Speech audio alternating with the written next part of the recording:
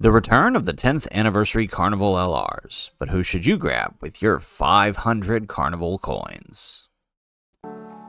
How's it, everybody? Celtic Link here. We're back for another Dokkan Battle video. In today's video, we are looking at the Legendary Summon Carnival for the Super Saiyan Rose Goku Black. This is the Banner 1 Carnival for the Global Dokkan Celebration 2025, and we'll do another video when the Part 2 banners come out and we see who's on those banners. But for Part 1, we are going to take a look at the two main returning units from the 10th anniversary, the Goku and Frieza, and the Blue Evolution Vegeta, and decide which one is worth your hard-earned Carnival coins. So before we hop in and kind of talk about the three picks here for your Carnival coins, let's say a few things. First and foremost, if you did not pull the Super Saiyan Rose, then you need to save your coins.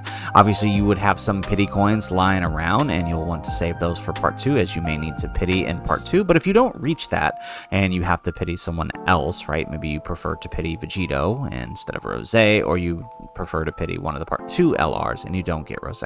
Save your coins until he makes his return. More than likely, he'll make his return in the Black Friday banner, or the New Year's banner.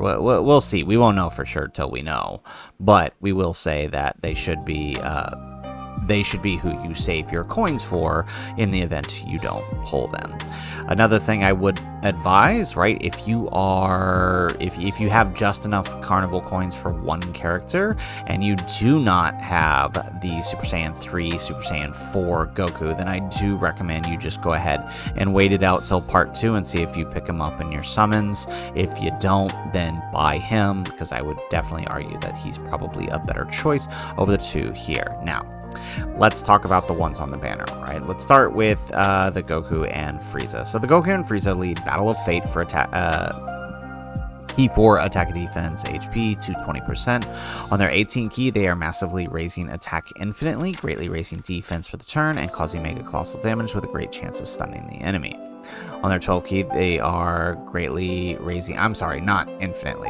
On the Frieza side, it is not an infinite stack. On the Goku side, it is. He greatly raises attack defense for one turn, and causes colossal damage to the enemy while also lowering attack on the 12 key.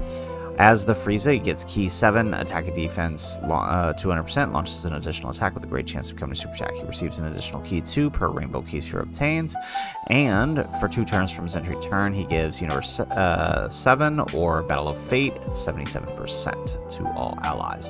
When attacking, he gets a 150% attack and defense and key 7 and attack 77% when HP is 77% or less.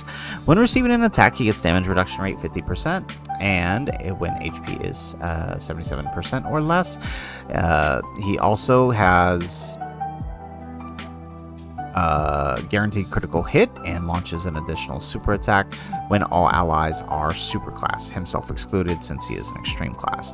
When all allies in the same turn are extreme, he does two additional super attacks. So that's really helpful for sort of mitigating damage. Now, starting from the 4th turn, like all exchanges, he can be able to exchange into the Goku. Now, once he exchanges into Goku, he becomes a lot more defensive and gets key 7 and attack and defense 200%. He guards all attacks. He receives an additional 2 key per rainbow keys for obtained. When attacking, he launches an additional super attack when 77% or more, and when receiving an attack, he gets attack and defense 100% and defense 77% when HP is 77% or more. For every key sphere obtained, he gets attack defense 70%, and with a rainbow key sphere obtained, he gets damage reduction rate 59% and effective against all types with a rainbow key. So basically, the way you play this card is, for turn 1 to 2, you're in the Frieza mode. You have very little defense, so the idea is to float them. It's honestly best to be below 77%, but that's not always ideal for a lot of different fights. So you know, Battle Hardened Formidable Foes kind of allows this to happen.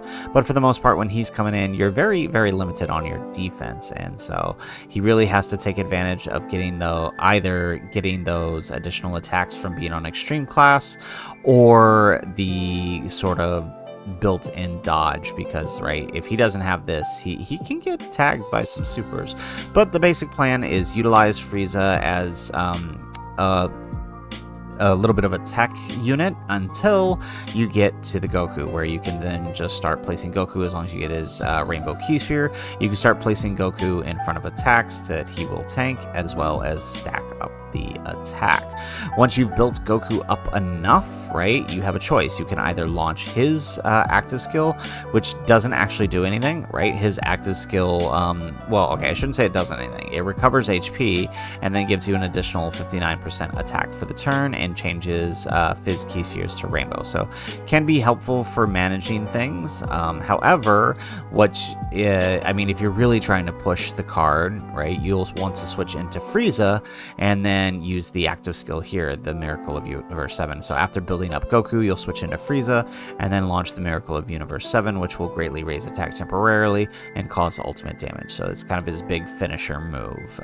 But that's really more utilized in longer fights. So they are really good. They got a lot of hate initially on their release, but the more and more I think people have used them, they've sort of come around. They do have a lot of use in damage mitigation and attack lowering through their super attack effects, and this is incredibly helpful in events like Battle Hardened Formidable Foes, and even the new Rose fight, where you kind of really need this attack lowering on bosses, and especially with him launching additional super attacks, it's very, very helpful. So I would definitely say that of the units available on this banner, the Goku and Frieza are the best choice. The second choice of the returning unit is the Blue Evolution Vegeta. He leads Universal Survival Saga for attack defense 220%. He greatly raises attack defense for one turn and causes Make a Colossal damage, while raising attack defense for one turn on his 12 key. Now, the thing about him is he has a unit super when there's a Goku on the turn, and that unit super will infinitely stack his attack. And so you do want to utilize you do want to make sure that when you utilize this guy, you are utilizing him with a Goku somewhere on the team. So whether that's the Goku and Frieza, a UI Goku, whoever the case is. I mean, it doesn't have to even be that, right? Although if you are running him as lead, it's probably going to be one of those two.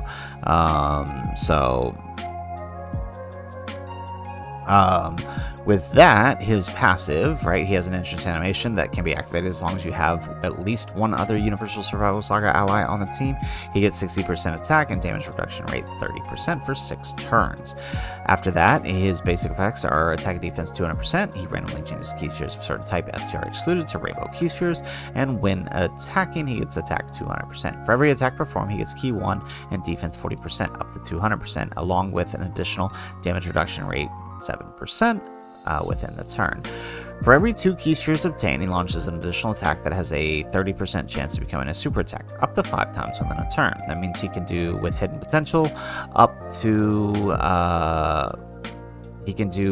6 attacks, right? Well, actually 7 attacks, right? Because you count his 18 key, then the 5 attacks here plus hidden potential. So then he's got, after he performs 6 or more super attacks, right? Not attacks, super attacks, he gets damage reduction rate 30%.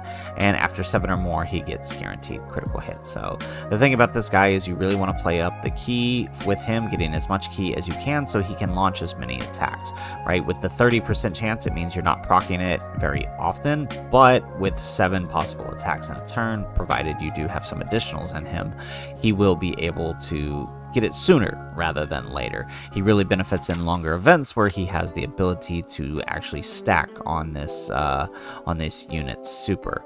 Now, whether or not he is worth your coins, I will say this: he is one of those units that, he gets a lot of hate because, right, this tends to miss a lot. And as a result, he can be, in the early phases of fights, could be a little sketchy defensively, right? And this isn't helped very much by the fact that, you know, he leads Universal Survival Saga. He needs Universal Survival Saga characters on his team. And the reality is Universal Survival Saga and Reps of Universe 7, for that matter, just are not in a currently good place. Like if we look at Reps of Universe 7 or Universal Survival Saga here, right?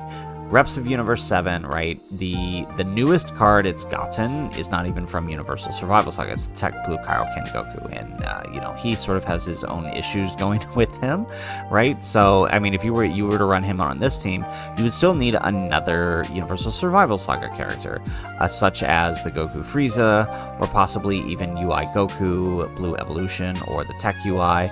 But these guys are already beginning to show signs of aging. I mean, UI Goku is always going to do what he do about dodging, right? So, I mean, the damage he takes is kind of irrelevant because he never really took damage in the first place. But, right, the damage he puts out is actually significantly lower, right? Yeah, Reps of Universe 7 is just not in a good place.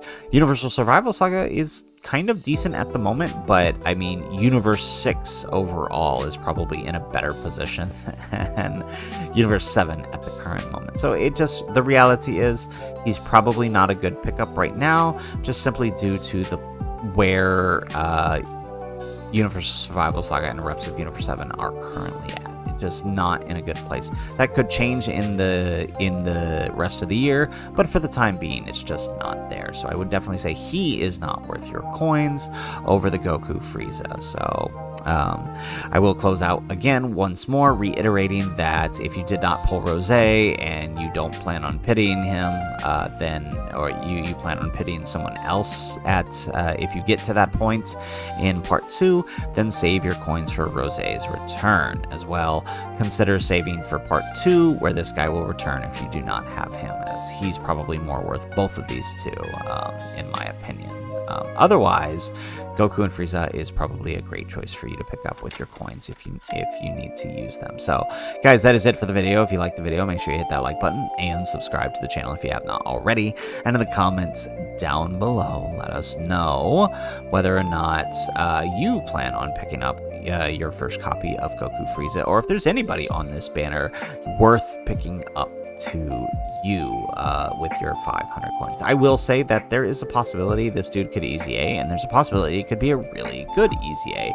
At that time, we may talk about how he might be worth the coins over some of these other guys, especially if you already have the Rose, but we won't know till we know in that regard. So with that in mind, guys, that's it for the video. If nothing else, thanks for watching, and aloha.